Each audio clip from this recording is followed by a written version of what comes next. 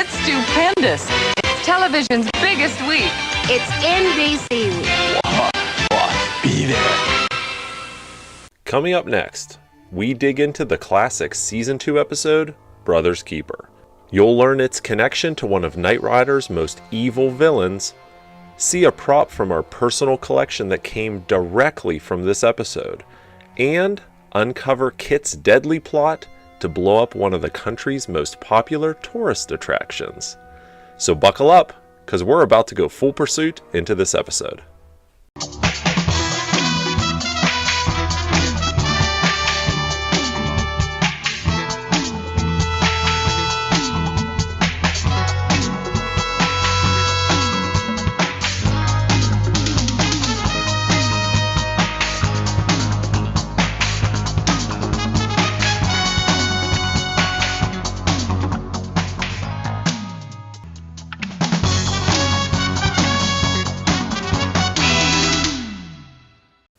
Production 57805, Brother's Keeper.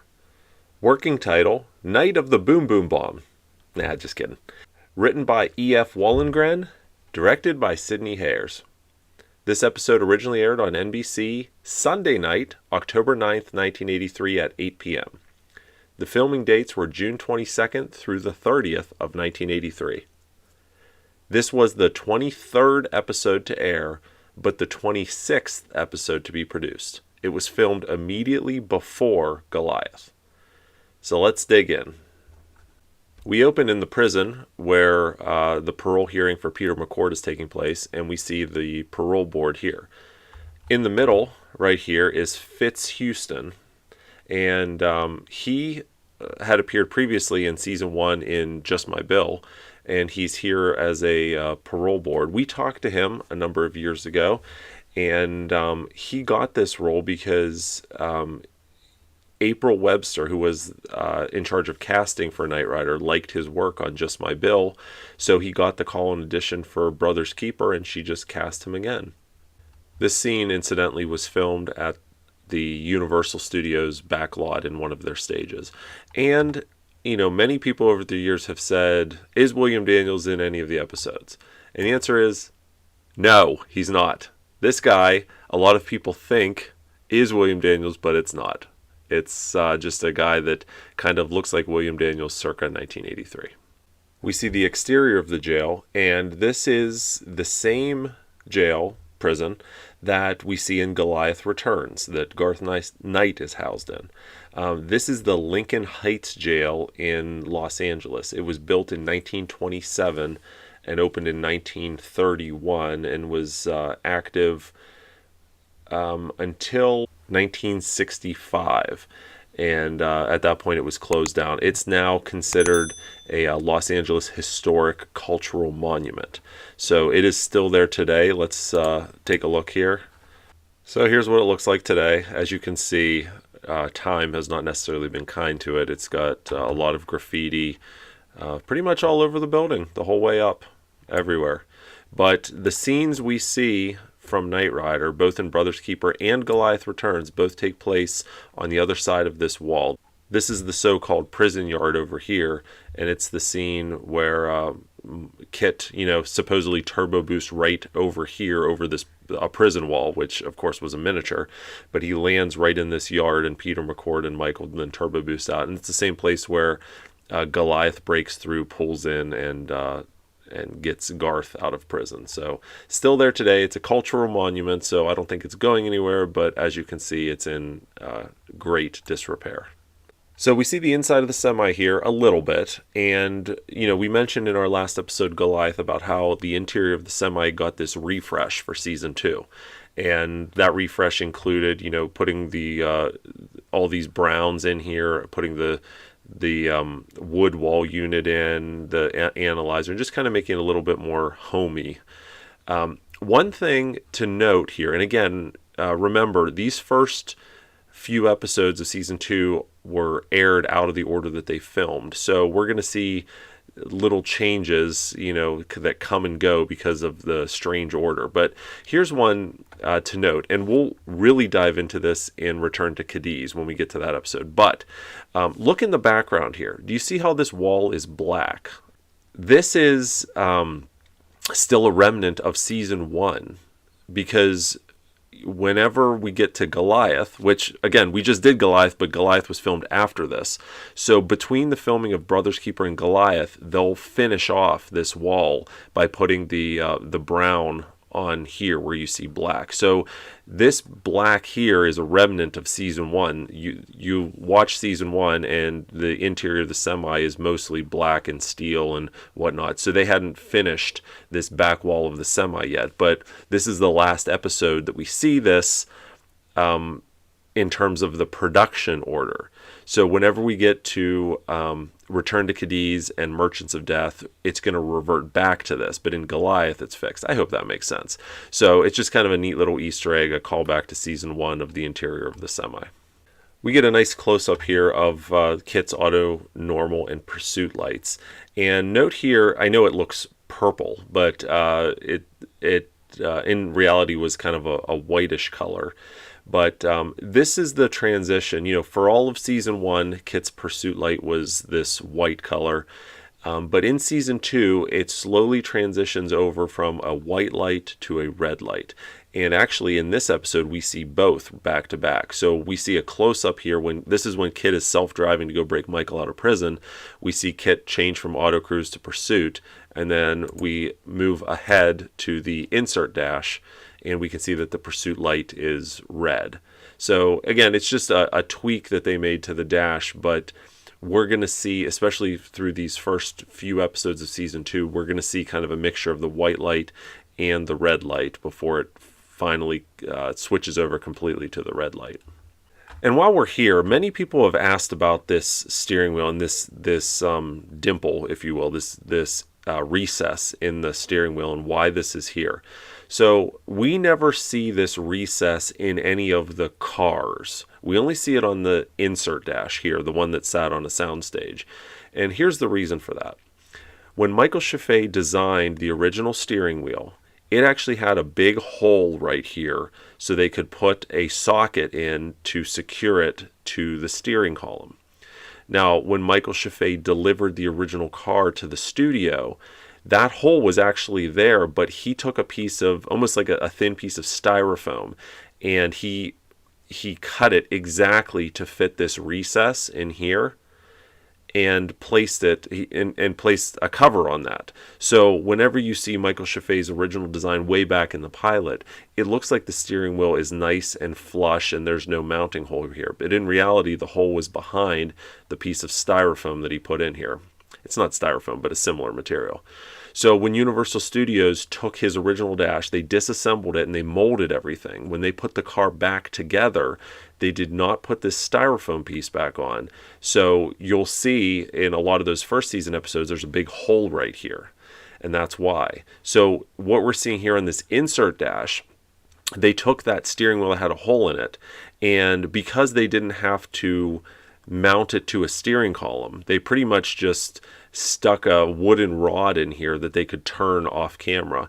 So they've stuck a wooden rod in here, and then they just use body filler to kind of fill this in to give it this look. I don't know why they didn't just finish it off and make it smooth like the steering wheel was supposed to be. My guess is that they were mimicking the dashboard in the car, which at that time had a giant hole here. So they were probably trying to match the car, which at that point was incorrect because the studio failed to put the cover back on. So that's why there's this divot here. And we'll see this on the insert dash. This lasts all the way through season 2 until they retire this dash for the new dash designed in season 3. Great look here at the left-hand blind drive car, the one that is new for season 2. Again, we're a few episodes in terms of production order, so this car's already been used for a few times. This is the first time we see it in the series where KITT is completely driving by himself. We see it briefly in Goliath where Rita Wilcox is in the passenger seat. This is the first time we see it completely without anyone in it. And if you'll notice, compared to especially to season 1 and the details we pointed out, you'll see how this looks much more like a PMD seat than in season 1, and it almost matches. It's a little more round and a little puffier up here, but other than that, it's a marked improvement from the season 1 blind drive apparatus. Here's a miniature jump from Sessoms and Slagle Productions, and if we look here, this is kind of a neat Easter egg, and we'll see this especially throughout the second season, but we see it a little bit in season 3 and 4. Jack Sessoms and Pete Slagle, who ran the company and did the miniatures, they would throw in little Easter eggs. And if we look here, here's one right here. Jack loves Bev. Bev was Jack Sessom's wife. And so he wrote that on there. And then Pete, assuming is Pete Slagle. And chances are Jeff, Max, Mike, Jim, Dave, Jeff, John, these are all people that worked on his crew to help film the miniatures. And we see the other side of the wall, KITT landing. And we can see, again, we're still early in the series for season 2. So we can see that we still have this slightly cruder model that they used throughout season 2 before they redesigned this front clip to make it look a little bit more like a Trans Am. So you can see this bumper looks real chunky, and just things are just slightly off here. So they're going to redesign it later, but that's a pretty good look at the early body that they used. Here's the left-hand blind drive car once again, back at the Lincoln Heights jail, and you kind of get a little bit better of a look here at the seat, and you can see that the center has this flap that folds up, and then behind it there's obviously the covering for the person to sit back here. So we have a great behind-the-scenes shot that we're going to show you here that shows you the seat when no one's in it with the flap up, and it kind of gives you a better idea of how the seat was constructed. So now we're back inside the hero car, the season 2 hero car, which again is a carryover from season 1. We can see if we look closely, we've still got the Michael Chaffee designed season 1 lower console. We can see that the power auto and normal labels are gone here, that they've peeled off. Note how we no longer have Michael Chaffee's overhead console. Again, just like I talked about in Goliath, that's because the console hung down fairly low, so it was obstructing the view both for the driver of the car and for the camera when they were filming from the outside. So they decided to move to this more form-fitting console, and this shape would be used throughout the rest of the series, all season 2, 3, and 4. But still no buttons in here. Still it's just a blank plug, but that'll change here in a few episodes. So here's a better look overall at the Lincoln Heights jail. But this is the roll caged acrylic window jump car. The same one, if you watched our previous video where we received a scanner bar, we received this scanner bar right here from this car. You can see the acrylic windows, you can see the roll cage. So this is the first appearance for season 2 of this car. We're still in the hero car here. We get a nice passenger side look. And watch this scene. You'll see Michael's walkie-talkie here wedged in the driver's door just for him to communicate with the camera car. Then we get a neat look here at KITT scanning for all of the police in the area. And, this doesn't mean anything, but I'm just going to show it to you anyways just for kicks. So KITT's on, according to this, Victory Boulevard crossing Vineland Avenue. So here's where he was. Here's what it looks like today. Driving right by the Chevron McDonald's. Going to stop at Popeyes for some Louisiana chicken and keep evading the police.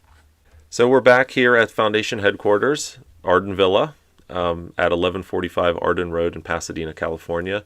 So this is the second of 4 episodes where they film at the mansion. The first was in Whitebird, and then they'll later film A Knight in Shining Armor and Goliath Returns in this. But they're in one of the front rooms. I'm not sure what the designation is in a mansion like this with so many different rooms, but we talked to Rebecca Holden many years ago, and we wanted to ask her about her experience filming here. And she said they'd already been working on the Foundation set on stage 1 at Universal for a number of shows before they made it out here. So she said it was really nice to be at the actual house where the Foundation was supposed to be set, and it kind of gave a genuine feel to the environment. And she said it was so gorgeous and a beautiful home for the Foundation crew. And they said, she said, even though they were on the studio most of the time, this really felt like Flag headquarters when they visited here. Here's another view of it. This is the main entrance right here, the staircase that we see, in Goliath Returns, and most of the scenes from all 4 of the episodes shot here take place in this room and in this entryway here. Here we have yet another cameo by Knight Rider crew member Harold Hal Frizzle. We mentioned him a number of times in previous season 1 episodes. He's a great background actor that just keeps appearing throughout the series. This whole scene where Peter McCord breaks out of the backseat of the cop car and starts being chased, this all took place on Magnolia Boulevard in Burbank, and we can see the cross street of Buena Vista Street. So if we look at it today, Hal was sitting on the bench right about here, and we can see the background. There's the Buena Vista Street right here. We can see this episode, you're going to see a lot of these kind of generic license plates that aren't really state specific. In fact, they have no state listed, and the colors are a real generic plate. I'm not sure why they decided to use this versus generic California colors, but we just have white plates with the green lettering here. And this guy right here is actually Bob Brawlver, who many of you know was the show's original stunt coordinator in season 1 before Jack Gill took over. And here he is in this episode. He plays Alex Payne, and we also see him. He directs, I believe, White Line Warriors coming up here. But this is a guy very familiar in the Knight Rider world. So Philip Hunt and Peter McCord pull into this spot right here, and we can see in the background we've got a mobile gas station and this full of life building. So take a look at this. I thought this was pretty cool. So we're back here, and if I turn just this way, take a look at this. Here, let's move forward a little. Look at that. Full of life. Still there. Now, it is closed, unfortunately. It closed, I think, during the pandemic in 2020, unfortunately. But if we go back here, we can see there's the building and full of life, and it's the exact same sign, just repainted right there. So the building is still there, the sign is still there, and this crystal cupboard gifts we also see in the show with this exact same sign is still there today. And there we see it. See right there, crystal cupboard gifts, same sign. What's that say? Something uniforms. Let's go back over here. Yeah, that's gone. But look, that crystal cupboard gifts exactly the same nearly 40 years later. Isn't that crazy? So this area hasn't really changed too much. And where, if we go back to here, this parking spot here, let's turn around and see if that's still there. So it would be right about here. So yeah, it's still there. Right where this car is where they parked. This building, this must be new. But back here, this is where, Peter gets out of his car here and he runs back into this parking lot back here and jumps over this fence. Here's a blink and you'll miss it. In the background here, we've got the Universal Studios crew trailers, aka the Comtron trailers, all parked back there. And I always like this, Peter breaking the window. And in this scene, you can clearly tell this is fake. It's not real glass. It's what do they call that? Like sugar glass, something like that, used for whenever they make bottles in westerns that people get hit over the head with, so it doesn't, cut them. But that's what this is made out of, and you can see how foggy it is and just the way it breaks. So yeah, here we see. So here's Peter running. So he's back. So if we look here, there's this little wall and there's this house here, and if we look back here, it's right here. There's that same house. The wall, they've added an additional barrier here. Here's the wall down here, but they added this additional barrier. But here's that same house right there. So he ran back here and jumped the wall right about in this area. Also take note here, it's really easy to see which cars are prop cars and which cars are real cars. Because look, we've got those same fake license plates here and here and here. But this is a real California license plate. So this must be a real licensed car where these ones were all just placed there for the scene. How about that? Michael is chasing the Cadillac, and we switch to this nice point of view shot. This is the Flivver car, the doom-buggied powered, Volkswagen engine powered car that they use for a lot of jumps with the rubber shell on top. And we can see here that they're passing a Goodyear building, and then this is the wall that they're getting ready to pass. So you can see here they actually have the ramp.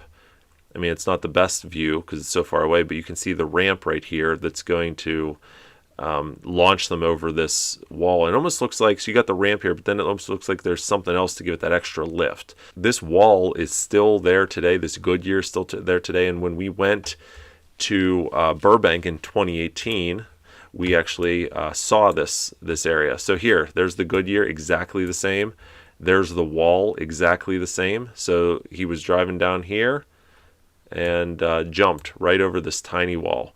And to see this wall in person, it's only a couple feet off the ground, so it wasn't a huge jump by any means, but it was still kind of neat to walk back here and see this place in person. And here's the filming from another angle. We can see the wall here, and then the point of view shot when it's in the air, landing.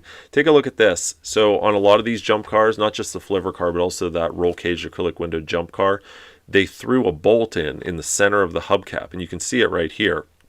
And this was to prevent the hubcaps from falling off when the car landed. So there you go. So here's the first time viewers see the transition to commercial that would become the staple of Knight Rider throughout the rest of the series, where we see the picture, zoom in into nothingness while KITT's racing towards you in the desert. So despite the fact that we don't see this scene until Brother's Keeper in season 2, this footage of KITT racing towards you in the desert was not filmed specifically for season 2 for this. This was filmed way back when they were filming the intro for season 1. This was extra footage that they hadn't used at the time, but of course it came in very handy here. So huge upgrade over the transitions for season 1. And here we can see, as we zoom in, we can see, if you had any doubt that this was filmed for season 1, we can see this car still has the Michael Chaffee styled overhead console, which of course is gone by this point in season 2. Coming back from the break, we see KITT round this bend, and note how his scanner is off. So if you recall in Goliath, we showed the writer's Bible and we talked a little bit about that and how one of the points in there was that KITT should always have his scanner on. So it took a few episodes before a lot of that stuff would be in effect. So in these early season 2 episodes, we still see a lot of times where KITT's driving with his scanner off. But again, that's going to change, and before long, you're going to see KITT's scanner on pretty much exclusively whenever you see KITT.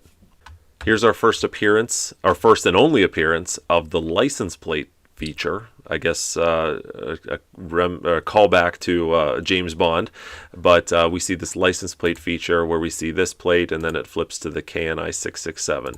We own this plate. We don't own the KNI 667. We own this actual plate. We bought it last year, as a matter of fact, and we can tell it's this plate not only by the stickers, the letter placement, and whatnot, but the back of it has remnants of masonite on it, which would have been how this board was mounted. If it was mounted on a car, it never would have had masonite on the back, right? So we own this plate. We do not know where this plate is, unfortunately, but maybe it'll pop up one day. And here's a great look at the exterior of Arden Villa, filmed for this episode, but stock footage that would be used in future episodes. And we see, in the first season, Devin pretty much drove his red, Mercedes 380 SL, I believe, exclusively. But in season 2, we see him drive some other Mercedes to include this classic silver convertible. During this scene where Michael's on the hunt for the Minotaur bomb, there's this great shot of KITT driving under a tunnel, and we can see he's got a little scanner issue here. So I think I mentioned this in one of our previous episodes, but anytime you see a scanner bulb that gets stuck on like this, it's because they're relay powered and the relay got stuck on. So that the relay, the contact in there got stuck, and it caused the light to stay on. But whenever the circuitry passed this way and then passed back, it fixed itself and it became unstuck, and then it worked again. So we see this a lot of times throughout the series where a random bulb will get stuck, and that's all it was a relay sticking. So here we go again. Here's the insert dash. We could see the white pursuit light on this one. Again, it's going to change to red here soon. Great shot of the passenger side. We can see we've still got the Chaffee style lower console, which we talked about. Hard to tell, but this dash still has the square voice box from the beginning of season 1. That's going to change here in a few episodes whenever they take a break between filming these first 5 episodes and when they film Goliath, I think is when they switch this out to the correct voice modulator. And of course we can see all these scratch marks on the side of the dash. So the car is overdue for a refresh. Hey, no bikes. Another great shot of the left-hand blind drive car. It still has the camera tow bar. It still has fog light grills, both of which will go away. Later on in this will go, the camera tow bar will go away in season 3. The fog light grills will go away later in season 2. And then we transition, and now all of a sudden we're at the hardtop stunt car that they had, and you can tell it's a hardtop. You know, you can't even see through what would be the T-tops here because it's, again, a hardtop, but you can see the strips that they riveted onto the roof. And if we look at the interior, we can see we have a stock dashboard, no Knight Rider dash. We've got the round stunt wheel here. We've got a 1983 style shifter because, again, this is a train wreck car, and we've got some red stickers or decals here that were probably used for line lock activation or something else that they would have placed there. And then we transition. This is still the hardtop stunt car, and we can see here we've got a passenger side seatbelt, and we've got this squared off overhead that they've had since season 1, and the rear view mirror mount here. Michael pulls up here as they're looking for the Minotaur, and we get this great shot of this beautiful church in the background, Vista Travel here off to the left. So take a look at this. Once again, we're still on Magnolia Boulevard. Pretty much most of this episode takes place on Magnolia Boulevard in Burbank. Vista Travel is now, multi-purpose, but I think, is that the same sign? It is. Look at that.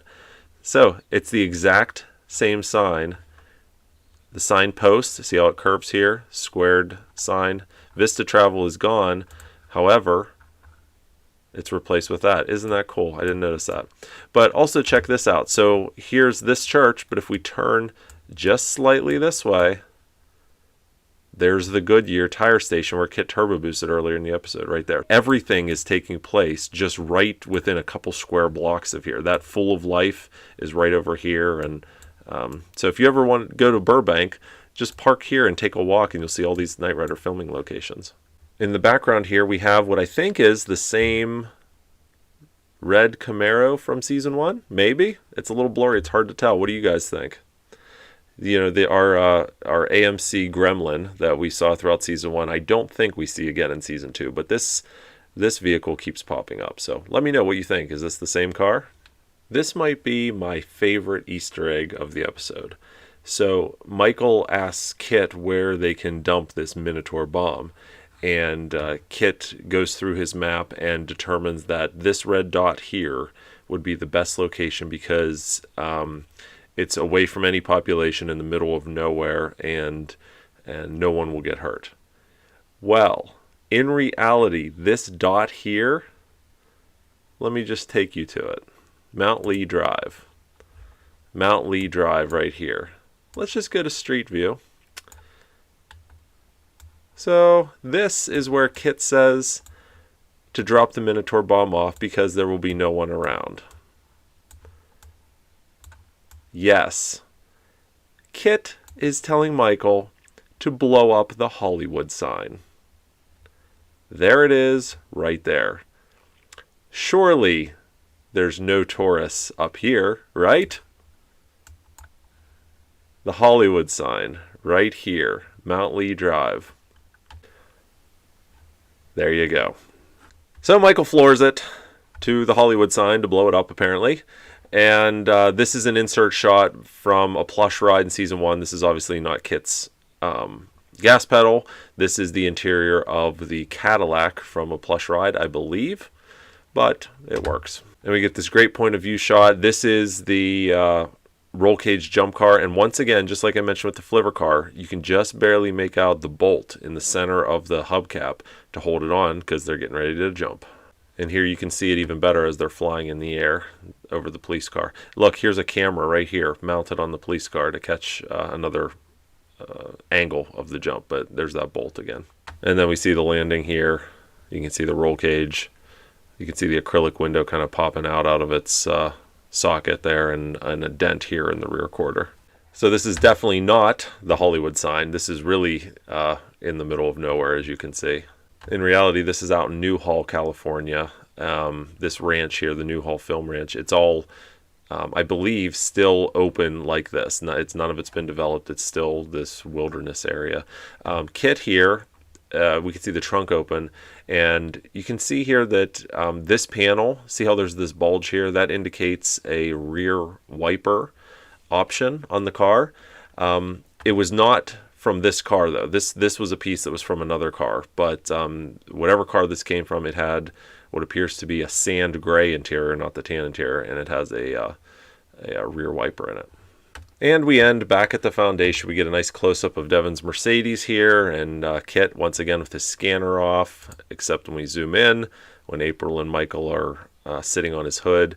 We can see that flag likes to be understated with its signage. We got a nice tiny little flag sign there, and a nice close-up of KITT's scanner. We can see here that the lens in the middle has warped from the heat of the bulbs, and it kind of curled it up, exposing the bar and the lights underneath.